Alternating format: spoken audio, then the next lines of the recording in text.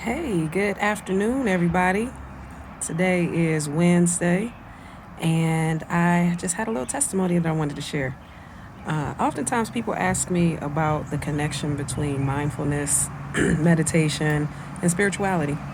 And I just had the most interesting thing happen to me yesterday slash today that really sort of connects the dots.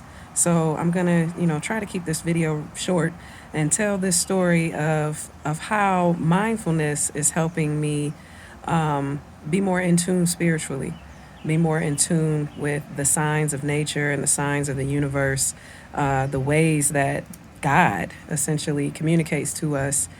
Before I became a more mindful person, I know for a fact that I often missed a lot of those signs simply because I wasn't really used to training my brain to pay attention, right? Long story short, yesterday was my first day back from vacation. I spent some time on the West Coast. And yesterday, back at work, I was just drained. Energy was low, wasn't in the best of moods, just was not having a good day energetically, physically, spiritually, all of those things. It was just a day. So I tuned into this documentary on Netflix I think it's called From Our Mother's Gardens. And it's this amazing documentary, from this woman, this black woman in Louisiana. And she talks to these other women across, America, across, different African diasporas about, their connection with their mothers, with their grandmothers, with spirituality, cultural components of how different folks are raised in different parts of the world, all centered around mothers and motherhood. And it's phenomenal. Highly, highly recommend. It's on Netflix, produced by a black woman, like I said, in New Orleans. It's an amazing documentary. So I started watching it last week, and I think I had about 30 minutes left. And yesterday, as I mentioned, I was having this bad day, and something just told me to put that on. So I put it on, I picked it up where I left off. And when I tell you everything that they were talking about at the point in the documentary when I picked it up was right on point with what I needed to hear to really kind of lift my mood. They were talking about self care, they were talking about, just how as women, as black women, we often shoulder so much that we fail to take care of ourselves, and self-care is more than just, getting your manicure, your pedicure, getting your hair done, all that stuff. Self-care is literally, how do you take care of yourself? How do you unplug? Are you able to say no when you need to say no? Are you able to say yes when you need to say yes? How do you take care of yourself, prioritize yourself, your health, your love, your joy, your interests? How do you put those things first in your life?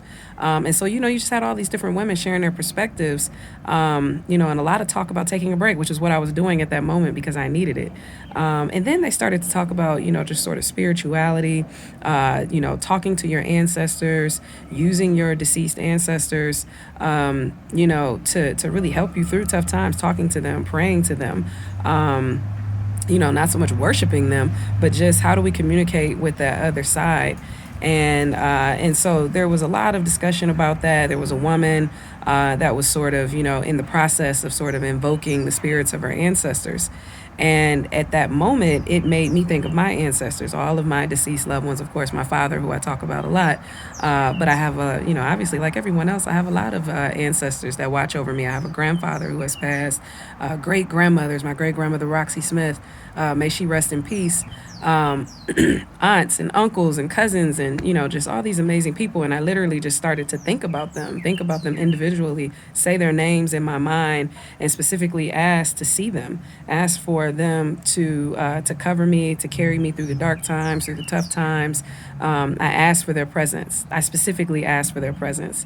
And it was funny because at one point the women in the video started to sort of share their ancestry by name. So they would say their name, and then they would say the name of all the mothers in their life. So, for example, my mother's name is Donna, and I said, my name is Shawntà, daughter of Donna, who is the daughter of Barbara, who is the daughter of Roxy. And then that's where I stopped because I couldn't remember my great great grandmother's name. It's my great great grandmother. I've never met her before. So I texted my cousin, asked her, and as soon as I was texting my cousin, I thought of her name. I think it's Lillian. And sure enough, she texted me and said it was Lillian, which I thought that was kind of funny because I don't really have a lot of reasons to know that her name is Lillian. She's literally my great great grandmother. So anyway, I think about Lillian. I think about all those women, all three of those women Barbara, Roxy, Lillian, they're all deceased. I think about them intensely. Um, and then I go on about the rest of my day. My spirits were much better.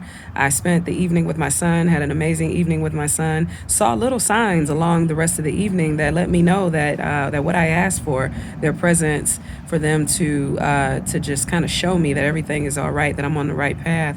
I saw little signs of that. But then today I saw a big sign of that.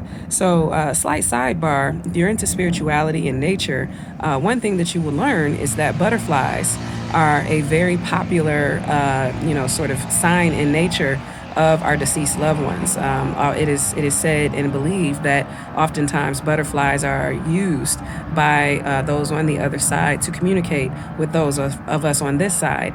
I've read that several times. I've read it. I've talked to people about it.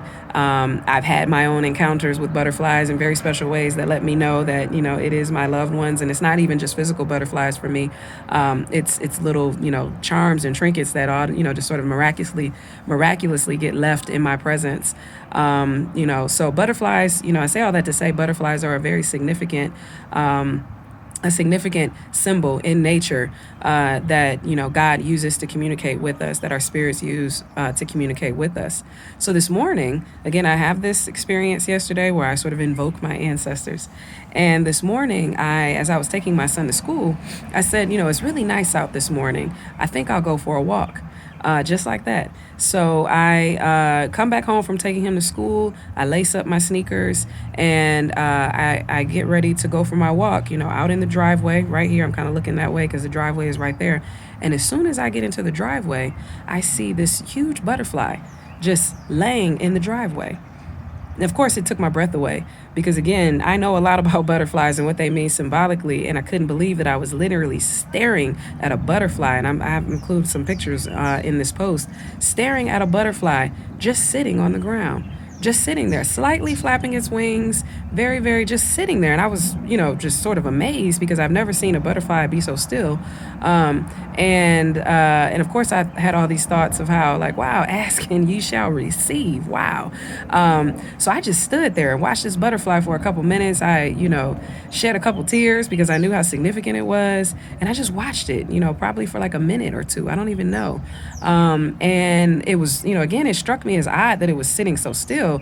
But I didn't really think too much about that. I continued on to my walk. I listened to music that I know was symbolic of other, sort of, loved ones in my life, songs that, specifically remind me of certain people in my life that are no longer with me, that I asked for their presence yesterday. And I heard their messages through music. I saw a rainbow on that walk. I just had this amazing walk, and all the problems of yesterday were literally gone. I mean, how could you, possibly hold on to the things that now, in this brain today feel just so insignificant. But anyway, I'm enjoying this walk. And then I think about that butterfly again. And I said, wow, that butterfly, it actually looked like it was maybe dying. And I said to myself, when I come back home, I hope it's not there, because if it's not there, that means it flew away. And hopefully that means that it was okay. If it's still there, that means that I might be right, that I think it was like at the end of its life. So I come back home expecting to see the butterfly gone. Sure enough, it's even more still. It's still moving very, very slightly, but it's just sitting there. And so that's when it dawned on me that I was literally watching a butterfly take its last breath. I couldn't believe it. I was able to actually pick the butterfly up because it was sitting in a place in my driveway where the sun was just directly hitting it. And I just thought to myself, if I were dying, I don't know that I would want to be in the sun, maybe in the shade.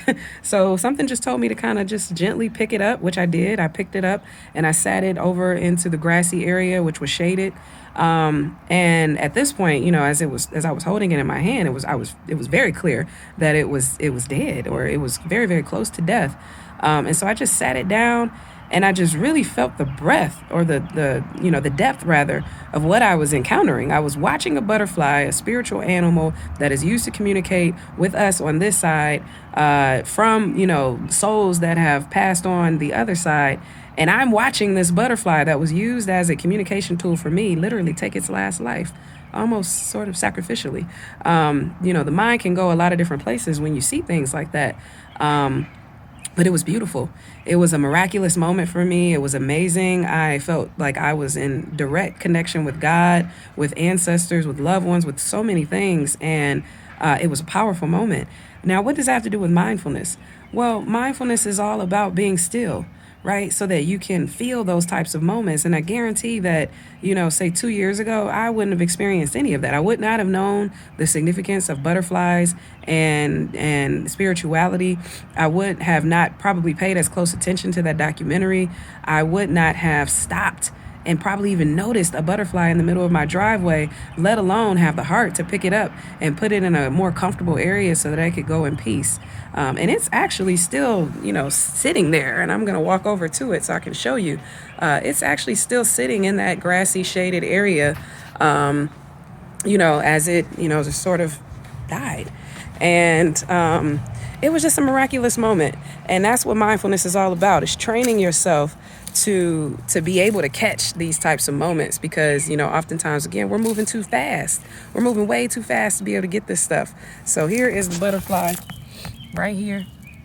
And I just wanted to share that because, if you're ever wondering what mindfulness can do to your life, it can sharpen your brain, it can make you smarter, it can make you more athletic, it can do all these amazing things. But the best part about mindfulness is that it can actually, if you want it to, it can bring you closer to God. It can bring you closer to your spirituality. It can bring you close to your relatives that you want to communicate with that have passed on to the other side. It can really take you wherever you want it to take you.